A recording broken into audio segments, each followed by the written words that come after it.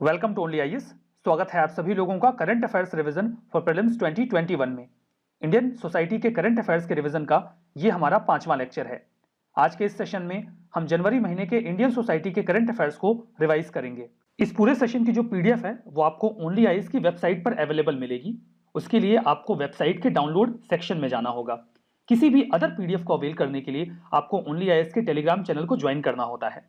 तो चलिए शुरुआत करते हैं। इस सेशन का first important article Sukanya Samriddhi योजना के बारे में है। हाल ही में ministry of communication and information technology ने यह कहा कि टोटल 1,83,00,000 सुकन्या समृद्धि अकाउंट्स खोले गए हैं। यह है क्या? यह एक स्मॉल डिपॉजिट स्कीम है। बेटी बचाओ बेटी पढ़ाओ स्कीम के तहत 2015 में लॉन्च की गई थी। उद्देश्य यह है कि जो गर्ल चाइल्ड है उसे प्रॉपर इक्विटेबल शेयर मिले फैमिली की सेविंग से। फैमिली गर्ल चाइल्ड के लिए सेव करे, उन्हें इंसेंटिवाइज करता है। ये इसमें एक सेविंग अकाउंट खोल दिया जाता है किसी भी कमर्शियल बैंक में या फिर पोस्ट ऑफिस की ब्रांच में। इसमें जो अकाउंट है वो 250 रुपए से खोला जा सकता है और जो मैक्सिमम अमाउंट हर साल डिपॉजिट किया जा सकता है वो है 1.5 लाख। यहाँ पर ये पूरा जो अकाउंट है इसका जो अमाउंट है वो 21 साल पे मेच्योर हो जाएगा। इनफैक्ट 18 साल की उम्र अगर बच्ची की पूरी हो गई है तो हायर एजुकेशन के लिए 50% अमाउंट निकाला जा सकता है। अब इसके कई सारे फायदे भी होते हैं। देखिए, एलिजिबिलिटी की बात करते हैं तो वो बच्ची जो है वो इंडियन रेसिडेंट होनी चाहिए, 10 साल से बड़ी उसकी उम्र नहीं होनी चाहिए, एक फैमिली में 2 ही बच्चियों के अकाउंट खोले जा सकते हैं। इंटरेस्ट रेट इसमें काफी ज्यादा दिया जाता है और जो भी पैसा आप इस स्कीम में लगा रहे हैं उस पर कोई टैक्स नहीं लगता। तो ये सारी अच्छी बातें हैं इस स्कीम के साथ। ठीक है, हमारा जो अगला आर्टिकल है वो स्कूल बैग पॉलिसी 2020 के बारे में है। हाल ही में डायरेक्टोरेट ऑफ एजुकेशन ने एक सर्कुलर इशू किया जिसे रिलीज किया गया एनसीईआरटी के द्वारा, that stands for national council of education research and training. School bag policy 2020 यहां पर देखिए कवर किया गया है गाइडलाइन स्कूल बैग के वेट को लेकर। क्लास 1 to 12th इन सभी के लिए इसे कवर किया गया है। अब यहां प्रोविजंस ये किए गए हैं कि बच्चे का जो वेट है उसके बैग का वेट उसके 10% से ज्यादा नहीं होना चाहिए।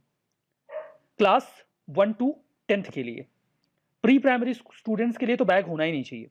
होमवर्क के लिए भी रिकमेंड किया गया है कि क्लास 2nd तक तो बच्चे को कोई होमवर्क दिया ही ना जाए और क्लास 3rd to 5th तक के बच्चे को हफ्ते में केवल 2 घंटे का होमवर्क दिया जा सकता है।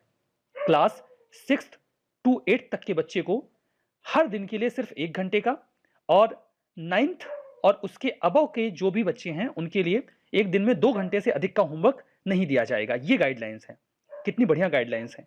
आप डेफिनेटली सोच रहे होंगे कि आपके समय में भी ऐसा होना चाहिए था। इसलिए देखिए स्कूल्स को कुछ इंफ्रा चेंजेस भी करने होंगे, क्योंकि अगर आप स्कूल बैग डिसाइड कर रहे हैं, उसका वेट डिसाइड कर रहे हैं, तो बच्चे सारी बुक्स लेकर नहीं जाएंगे। तो स्कूल में वहां पर लॉकर होना चाहिए प्री स्कूल से ही, ताकि वो अपनी बुक्स स्कूल में रख सकें सेफ तरीके से और केवल वही घर लेकर जाएं जो उनके लिए इंपॉर्टेंट है। एनसीईआरटी एक autonomous organisation ministry of education के तहत काम करता है। स्कूल एजुकेशन बढ़िया से क्वालिटेटिव बना रहे, वो text book supplementary material publish करते हैं, इनोवेटिव एजुकेशन टेक्निक्स पर भी फोकस करते हैं। 1961 में इसे सेटअप किया गया था। एलिमेंट्री एजुकेशन का यूनिवर्सलाइजेशन किया जाए, इस गोल को अचीव करने के लिए ये नोडल एजेंसी की तरह भी काम करता है। जो हमारा अगला आर्टिकल है वो longitudinal ageing study of India LASI के बारे में है। डॉक्टर हर्षवर्धन जो कि union minister for health and family welfare हैं, उन्होंने अभी हाल ही में लासी वेव 1 को अभी हमारे सामने रखा। अब ये है क्या? देखिए, एक फुल स्केल नेशनल सर्वे है। सर्वे किस लिए है? ये एक प्रकार की investigation health economic and social determinants किस प्रकार से ऐसे लोगों को प्रभावित करते हैं जिनकी उम्र भारत में काफी तेजी से बढ़ रही है। लासी, इस स्टडी को कंडक्ट किसने किया? इसे कंडक्ट किया गया है national programme for health care of elderly के द्वारा, जो कि ministry of health and family welfare के तहत काम करती है। उन्होंने इस पूरे स्टडी को कंडक्ट किया। इनके साथ कुछ और लोगों ने भी इसमें सहायता की, मदद दी। वो उसमें आप नाम ले सकते हैं IIPS का, international institute for population sciences, Harvard school of public health, university of southern California, United Nations population fund और नेशनल इंस्टीट्यूट ऑन एजिंग। यहां पर देखिए जो सैंपल्स कलेक्ट किए गए हैं 45 या उससे अधिक उम्र के लोगों के 72,250 सैंपल्स रहे। 31,464 ऐसे लोगों के सैंपल कलेक्ट किए गए जिनकी उम्र 60 साल या उससे अधिक है। 75 साल या उससे अधिक उम्र के लोगों के 6,749 सैंपल्स कलेक्ट किए गए। मतलब काफी ब्रॉड रहा ये सर्वे। इसमें सभी स्टेट्स एंड यूटीज को कवर किया गया, सिक्किम को छोड़ दीजिए आप। ये इंडिया का पहला और दुनिया का लार्जेस्ट सर्वे है जहां पर लॉन्गिट्यूडनल डेटाबेस तैयार किया गया। लॉन्गिट्यूडनल डेटाबेस का मतलब होता है कि आपके पास जो भी इंफॉर्मेशन है, वेरिएबल्स हैं, उनका आप एक कंपैरिजन करते हैं सर्टेन टाइम पीरियड में कि पहले कैसा था और अभी कैसा है। इसे लॉन्गिट्यूडिनल डेटाबेस कहा जाता है। तो ये जो डेटाबेस तैयार किया गया, ये ओल्डर पॉपुलेशन के लिए है। होपफुली ये पूरा सर्वे आपको समझ में आ गया है। कल है वो इंस्टीट्यूशंस ऑफ एमिनेंस स्कीम के बारे में है। यूनिवर्सिटी ग्रांट कमीशन ने 2018 में इस स्कीम को लॉन्च किया था, जहां पर हमने 20 इंस्टीट्यूशंस को चूज किया, 10 प्राइवेट और 10 पब्लिक, इस उद्देश्य से कि हम इन्हें इतना बड़ा बनाएंगे कि इंडियंस जो हैं वो अच्छी और ग्लोबली कॉम्पिटिटिव एजुकेशन अवेल कर सके इंडिया में ही रहकर, और उन्हें ग्लोबल रिकॉग्निशन भी मिले। ठीक है, अब इसमें जो 10 एंटिटीज थी या 10 जो इंस्टीट्यूशंस होंगे वो गवर्नमेंट के होंगे और 10 प्राइवेट होंगे, उन्हें इंस्टीट्यूशंस ऑफ एमिनेंस का दर्जा दे दिया जाएगा। अभी हाल ही में ये डिसाइड किया गया है कि जो ये इंस्टीट्यूशंस ऑफ एमिनेंस हैं, ये अपने कैंपस दूसरे देशों में भी खोल सकते हैं। मतलब एक इंटरनेशनल बॉडी की तरह ये काम कर सकते हैं, इंटरनेशनल इंस्टीट्यूशन की तरह काम कर सकते हैं, जहां पर दूसरे देशों में भी इनकी ब्रांचेस होंगी, जहां पर वो एजुकेशन इंपार्ट करेंगे। तो देखिए, higher education institutions world class teaching India में दें, रिसर्च इंस्टीट्यूशंस की तरह वर्क करें, इसी उद्देश्य से इस स्कीम को लॉन्च किया गया था, हाई क्वालिटी एजुकेशन के लिए ऑर्डिनरी इंडियंस को, ताकि ये मिल सके।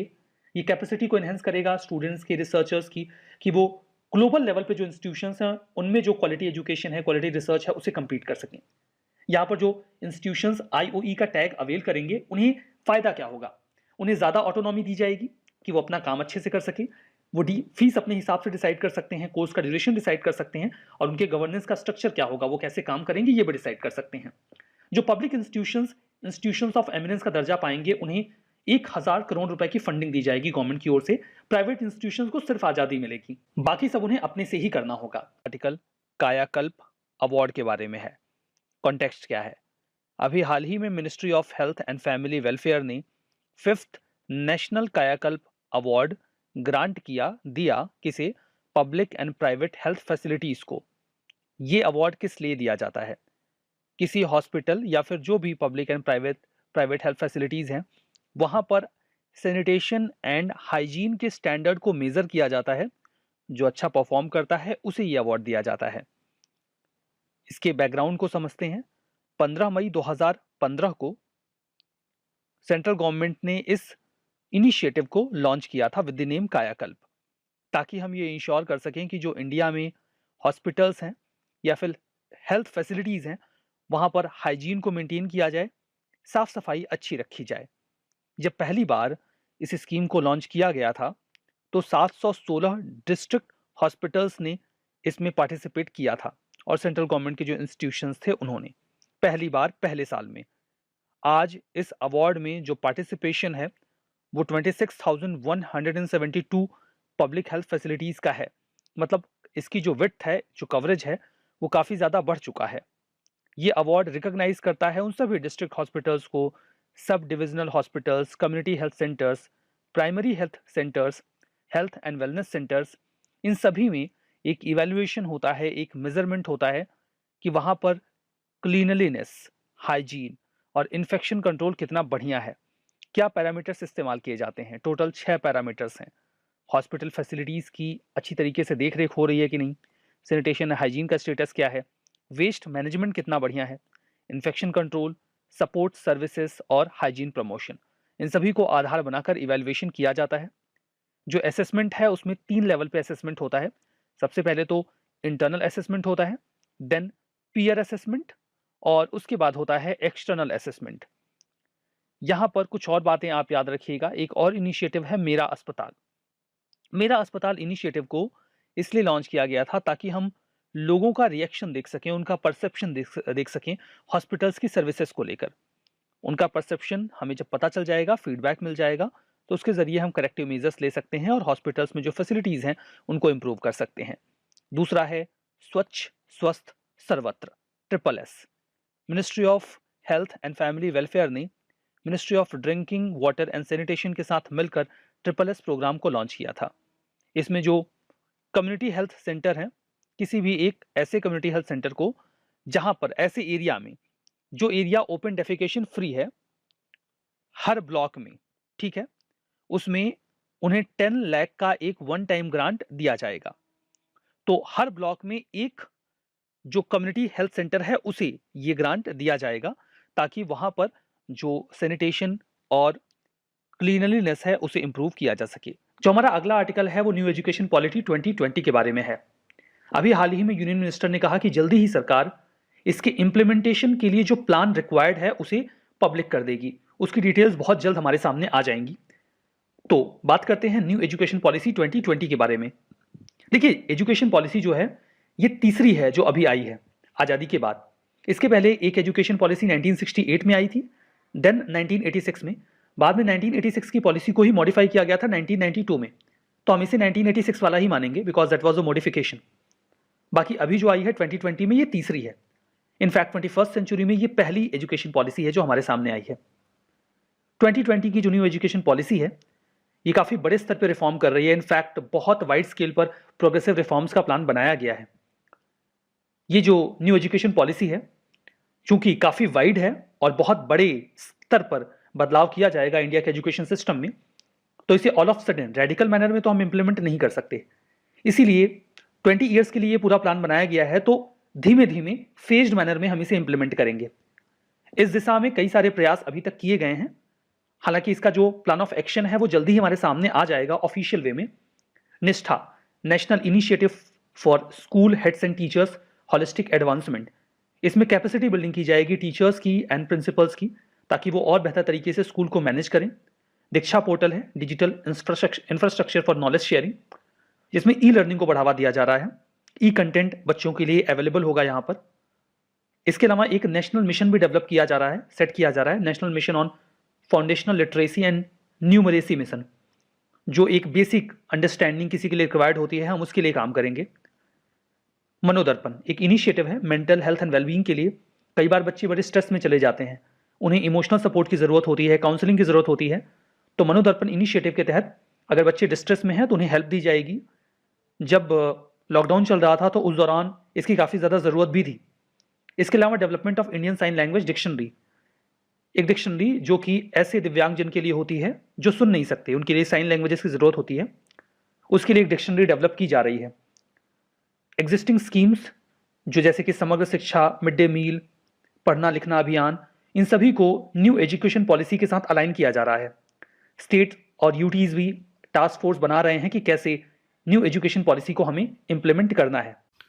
अगला आर्टिकल हमारा प्रधानमंत्री राष्ट्रीय बाल पुरस्कार से रिलेटेड है। हाल फिलहाल में 32 चिल्ड्रन को ये प्रधानमंत्री राष्ट्रीय बाल पुरस्कार से सम्मानित किया गया।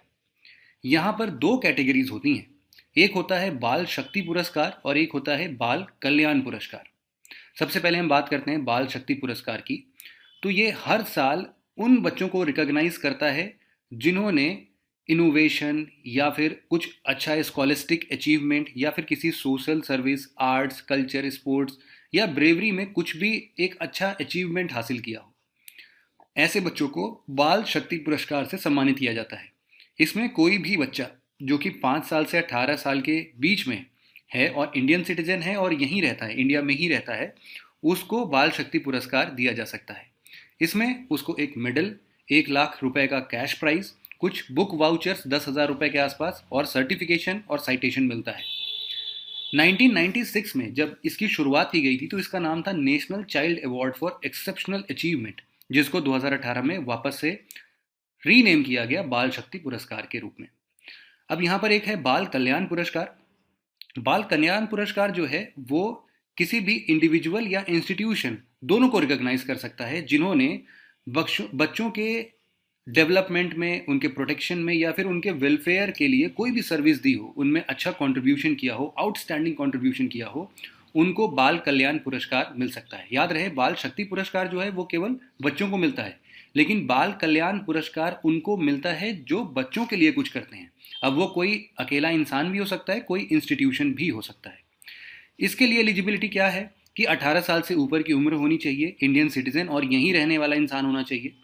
साथ ही साथ उन्होंने बच्चों के लिए कुछ अच्छा किया हो, लेकिन अभी तुरंत के तुरंत नहीं, पिछले 7 साल से लगातार वो कुछ अच्छा कर ही रहे हो, तो ऐसे लोग का चयन किया जाता है बाल कल्याण पुरस्कार के लिए।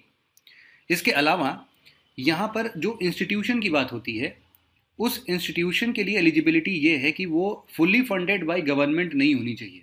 ठीक है, मतलब सरकारी कोई इंस्टीट्यूशन नहीं होना चाहिए, पार्शियली फंडेड हो सकता है। और इन्होंने लगभग पिछले 10 सालों में चाइल्ड वेलफेयर के लिए खूब अच्छा काम किया हो और कंसिस्टेंटली अभी भी परफॉर्म कर रहे हो।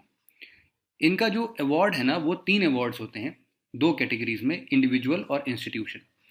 कैश प्राइस जो है, जो 1 लाख और 50,000 रिस्पेक्टिवली इन लोग को मिलता है, और 3 अवार्ड्स ऐसे दिए जाएंगे। इसका बैकग्राउंड की बात करें तो ये 1979 में बना था, और इसको उस टाइम पर नेशनल चाइल्ड वेलफेयर अवार्ड के नाम से जाना जाता था, जो कि 2018 में इसको भी चेंज करके हमने बाल कल्याण पुरस्कार कर दिया। अगला आर्टिकल हमारा नेशनल गर्ल चाइल्ड डे से रिलेटेड है। हर साल 24 जनवरी मतलब कि 24 जनवरी को हम लोग national girl child day celebrate करते हैं। पहली बार इसको 2008 में स्टार्ट किया गया था ministry of women and child development के द्वारा, और उस टाइम पर उनका मेन ऑब्जेक्टिव जो था वो बेसिक 3-4 डायमेंशंस में था। 3-4 डायमेंशंस में एक आता है एजुकेशन, एक आता है हेल्थ और एक आता है न्यूट्रिशन। जब भी हम इन 3 डायमेंशंस पर काम करेंगे तो बेशक हम अपने समाज से इनइक्वालिटीज़ को कम करेंगे, साथ ही साथ जो हमारा डिस्क्रिमिनेशन होता है जेंडर बेस्ड उसको भी कम कर सकेंगे, और जो गर्ल चाइल्ड का एक्सप्लॉइटेशन होता है उसको भी कम कर सकेंगे। तो इसके लिए हमें एजुकेशन, हेल्थ और न्यूट्रिशन पर फोकस करना पड़ेगा। यहाँ पर बेटी बचाओ बेटी पढ़ाओ स्कीम भी लॉन्च की गई थी, और फिलहाल 24 जनवरी को इसकी भी एनिवर्सरी होती है। और पंजाब एक ऐसा स्टेट बन चुका है जिसने जनवरी 2021 को गर्ल चाइल्ड के लिए मंथ डिक्लेयर किया है। कुछ और भी स्कीम्स के बारे में डिस्कस करेंगे। सबसे पहले बेटी बचाओ बेटी पढ़ाओ जो है, ये जनवरी 2015 में हरियाणा के पानीपत ज़िले से इसको स्टार्ट किया गया था, लॉन्च किया गया था, और फिर अभी तो 640 डिस्ट्रिक्ट में पूरा कवर करता है ये। और इसको 8 मार्च 2018 से और बाकी जगहों पर लॉन्च किया गया था, राजस्थान के झुंझुनू से। बेटी बचाओ बेटी पढ़ाओ को सक्सेस पाने के लिए 3 मिनिस्ट्रीज लगे हुए हैं, मतलब कि ये ट्राई मिनिस्टीरियल एफर्ट पर चल रहा है। एक तो पता है गर्ल चाइल्ड है तो definitely ministry of women and child development तो होगा ही। इसके अलावा हेल्थ एंड फैमिली वेलफेयर है और हमारा एचआरडी डिपार्टमेंट है। ठीक, अब इसका जो इम्प्लीमेंटेशन है ना वो 100% सेंटर के द्वारा होता है। फाइनेंशियल असिस्टेंस जो है, चूंकि ये सेंट्रल सेक्टर स्कीम है, तो डिस्ट्रिक्ट लेवल पर जितना भी फंडिंग आता है वो डायरेक्टली डीएम मतलब डिस्ट्रिक्ट मजिस्ट्रेट, जिसकी आप प्रिपरेशन भी कर रहे हो, जब आप आओगे इस सर्विस में तो आपको पूरा का पूरा फाइनेंशियल असिस्टेंस आपको मिल जाएगा, और आपको इस स्कीम को अच्छे तरीके से इम्प्लीमेंट करना है। इसके स्मूथ ऑपरेशन के लिए आप अकाउंटेबल माने जाओगे। ऑब्जेक्टिव की बात करते हैं तो मेजर ऑब्जेक्टिव आता है चाइल्ड सेक्स रेशियो को सही करना। अभी जैसे पंजाब रीजन यहाँ से या फिर हरियाणा रीजन हम देख रहे हैं, हरियाणा रीजन में ये जो चाइल्ड सेक्स रेशियो था वो बहुत तेज़ी से घटता रहा था। उसको इम्प्रूव करने के लिए बेटी बचाओ बेटी पढ़ाओ स्टार्ट किया गया था, और विमेन को अल्टीमेटली एम्पावर करने के लिए। तो आपको अभी फ़िलहाल कमेंट सेक्शन में ये बताना है कि चाइल्ड सेक्स रेशियो जो है वो अभी क्या है करंट सिचुएशन में, और 2015 से आप खुद ही कंपेयर कर लेना कि जब ये लॉन्च हुआ था और अभी तक क्या कुछ चेंजेस हैं। वैसे 2011 सेंसस ही सबसे अच्छा डेटा है। अगला स्कीम हमारा उज्ज्वला स्कीम है। इसमें क्या होता है कि जो भी गर्ल चाइल्ड है या फिर जो भी चाइल्ड है, अगर सेक्सुअल एक्सप्लॉइटेशन हुआ है उसका या फिर ट्रैफिकिंग में इन्वॉल्व है, ऐसे विक्टिम को हमें रेस्क्यू करना है। उनको निकालना है वहाँ से, उनको एक सही जगह पर वापस भेजना है, मतलब रिहैबिलिटेट करना है, और री इंटीग्रेट करना है, मतलब जो हमारा समाज है उसमें उनको वापस से उनकी अपनी पहचान मिल जाए, उसके लिए उनको उस सोसाइटी में वापस से री इंटीग्रेट करना है। तो ये उज्ज्वला स्कीम हो गई। एक है नेशनल एजुकेशन पॉलिसी 2020। अभी इसको इसलिए इंट्रोड्यूस किया गया जिससे हम लोग जेंडर इंक्लूजन फंड के अंदर जो भी पैसा इकट्ठा होता है उससे हम लोग गर्ल चाइल्ड के डेवलपमेंट की बात कर सकते हैं। ये जो फंड है बेसिक इसका फोकस यही होगा कि हम लोग प्राइमरी स्कूल में एटलीस्ट 100% इनरोलमेंट गर्ल्स के लिए इंश्योर कर सकें, साथ ही साथ हायर एजुकेशन में भी इनका पार्टिसिपेशन हम बढ़ा सकें। हमें जेंडर गैप को कम करना है, जेंडर इक्विटी को प्रैक्टिस करना है, और सोसाइटी में ये देखना है कि सभी का ग्रोथ हो रहा हो, सबका विकास हो रहा हो। किरण स्कीम एक आई थी जिसका फुल फॉर्म है knowledge investment and research advancement through nurturing. यहाँ पर बेसिकली उन रिसर्च के लिए लोगों को या फिर ये जो गर्ल चाइल्ड हैं उनको प्रेरित किया जाएगा कि भाई जितने भी विमेन साइंटिस्ट या टेक्नोलॉजिस्ट बन सकते हैं, ये भी एक कैरियर है उनके लिए, जो कि department of science and technology के द्वारा लॉन्च किया गया है। एक आता है SERB women excellence award. SERB है science and engineering research board. इन्होंने विमेन एक्सलेंस अवार्ड स्टार्ट किया था। इसके अंदर क्या होता है कि ऐसे जितने भी साइंस एंड टेक्नोलॉजी के इंस्टीट्यूशंस हैं उसमें हम लोग जेंडर एडवांसमेंट के लिए प्रोग्राम चलाते हैं। जेंडर एडवांसमेंट का मतलब ये हो गया कि हम लोग सबसे पहले जेंडर इक्वालिटी के लिए एक चार्टर प्रिपेयर करते हैं स्टेम में। स्टेम का मतलब यहाँ पर simple science and technology, engineering, mathematics, ये सारी चीज़ें हैं। तो इस पे फोकस करते हुए हम देखते हैं कि कितना चेंजेस हम ला पा रहे हैं। साथ ही साथ हम एक ऐसा इकोसिस्टम बनाने की बात करते हैं जिसमें हम लोग कुछ ट्रांसफॉर्मेशन बिल्कुल प्रत्यक्ष रूप से देख सकें। हम इसमें मेंटरिंग सपोर्ट भी प्रोवाइड कर सकते हैं और हर एक तरीके से हम लोग ये देखते हैं कि हम लोग साइंस एंड टेक्नोलॉजी के फील्ड में जेंडर बेसिस पर कितना एडवांसमेंट अचीव कर सकते हैं। एक और स्कीम है मिनिस्ट्री ऑफ स्किल डेवलपमेंट का, मतलब कि जितने भी ऐसे नेशनल स्किल ट्रेनिंग इंस्टीट्यूट्स हैं, NSTIs हैं, 33 ऐसे टोटल हैं हमारे इंडिया में, जिसमें से 19 NSTIs हैं जो कि एक्सक्लूसिवली विमेन को स्किल ट्रेनिंग प्रोवाइड करते हैं। उनके लिए, मतलब महिलाओं के लिए कंड्यूसिव इन्वायरमेंट बनाने की बात होती है इस स्कीम के अंदर। अगला आर्टिकल हमारा PM 2.5 एक्सपोजर और उसके कारण होने वाले एनीमिया से है। हाल फिलहाल में IIT दिल्ली में एक रिसर्च के तौर पर यह बताया कि एनीमिया का रिलेशन PM 2.5 मतलब कि पर्टिकुलेट मैटर 2.5 के एक्सपोजर से भी है, और मेजरली जितने भी ऐसे 5 साल से कम उम्र के बच्चे हैं वो उनको और तेजी से अफेक्ट कर रहा है। एनीमिया की बात करें तो जैसे आप इस पिक्चर में देख रहे हैं, ये हमारा रेड ब्लड सेल है।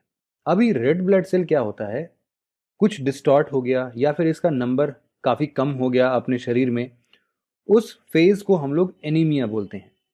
वर्ल्ड हेल्थ ऑर्गेनाइजेशन एक सिंपल सा कंडीशन बताता है एनीमिया के लिए कि हमारा जो भी normal level of blood cell, red blood cell है या फिर हीमोग्लोबिन का कंसंट्रेशन है, अगर उसमें गिरावट देखने को मिलती है तो हम उसको एनीमिया का कंडीशन बोल सकते हैं। यहाँ पर जो हमारा ऑप्टिमल हीमोग्लोबिन कंसंट्रेशन होता है वो हमारे फिजियोलॉजिकल नीड्स के लिए जिम्मेदार है।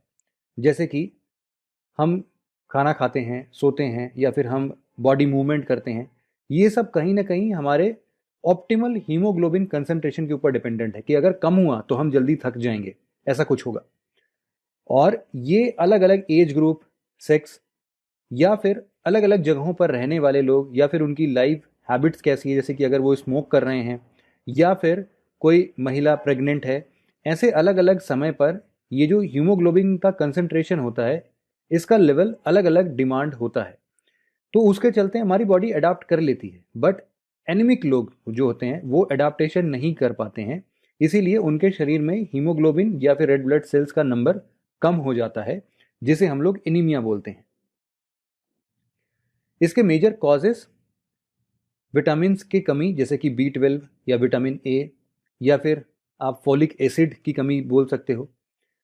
साथ ही साथ आयरन की डिफिशियंसी, या फिर एक मेडिकल टर्म में एक टर्म आता है हीमोग्लोबिनोपैथीज। इसका मतलब ये है कि हमारा किसी न किसी कारण या फिर किसी डिसऑर्डर के कारण या फिर किसी डिसीज के कारण हमारे शरीर में रेड ब्लड सेल्स कम होते जा रहे हैं, तो ये भी एक मेजर कारण बन सकता है। साथ ही साथ बहुत सारे इन्फेक्शियस डिसीज जैसे कि मलेरिया हो जाना ट्यूबरकुलोसिस के टाइम पर, या फिर कोई भी HIV या पैरासाइटिक इन्फेक्शन के समय पर रेड ब्लड सेल्स की संख्या कम हो जाती है। इसके नॉर्मल सिम्टम है कि थकान महसूस होगी, बहुत कमजोरी लगेगी, चक्कर आता रहता है, सांस लेने में प्रॉब्लम होती है, जल्दी ड्राउजीनेस मतलब नींद आती रहेगी हमेशा। ये सारे सिम्टम्स हैं। कौन सा सेक्शन इसके लिए वल्नरेबल है? सबसे ज़्यादा बच्चे और जो प्रेग्नेंट महिलाएं हैं वो सबसे बुरे तरीके से इससे प्रभावित हैं। WHO ने यह भी एस्टिमेट किया है कि 5 साल से कम उम्र के लगभग 42% बच्चे और प्रेग्नेंट वुमेन में कम से कम 40% of pregnant women world wide anaemia से ग्रसित होते हैं। की फाइंडिंग्स यहाँ पर कुछ इस तरीके से है कि जो भी PM 2.5 का एक्सपोजर है वो एनीमिया को और बढ़ावा देता है, और ये भी पाया जा रहा है कि इन जगहों पर जहाँ पर PM 2.5 का कंसंट्रेशन काफ़ी ज़्यादा है, ऐसे जगहों पर जो बच्चे हैं वो लगभग 63% के आसपास लोग एनीमिक हो रहे हैं। यहाँ पर जितने यंग चिल्ड्रेन होते हैं उनकी वल्नरेबिलिटी और ज़्यादा हो जाती है। साथ ही साथ जो गरीबी रेखा है वो भी एनीमिया के लिए बढ़ावा देता है। क्यों ऐसा है? क्योंकि आप समझो कि जो विटामिन की ज़रूरत है, फोलिक एसिड जैसी चीज़ें हैं या फिर विटामिन A, B12 जिनकी हमने बात की, तो वो न्यूट्रिशन लेवल इनको अचीव नहीं हो पाता है जिसके कारण ये भी एनीमिक रहते हैं। एक होता है मैटरनल एनीमिया। इसका मतलब ये है कि अगर कोई भी महिला प्रेग्नेंट है और वो एनीमिक है तो बहुत ज़्यादा चांसेस होते हैं कि जो भी बच्चा पैदा होगा वो भी एनीमिया से ग्रसित होगा या फिर उसके अंदर भी रेड ब्लड सेल्स की काफ़ी कमी दिखेगी। यहाँ पर एनीमिया के लिए ट्रीटमेंट की अगर हम बात करते हैं तो हमें खूब बढ़िया बैलेंस डाइट लेने की ज़रूरत है। हरी सब्जियां खाएं, गाजर, मूली, चुकंदर, पालक, ऐसी चीज़ें खाएं। तो आज के इस सेशन में बस इतना ही। Thank you very much.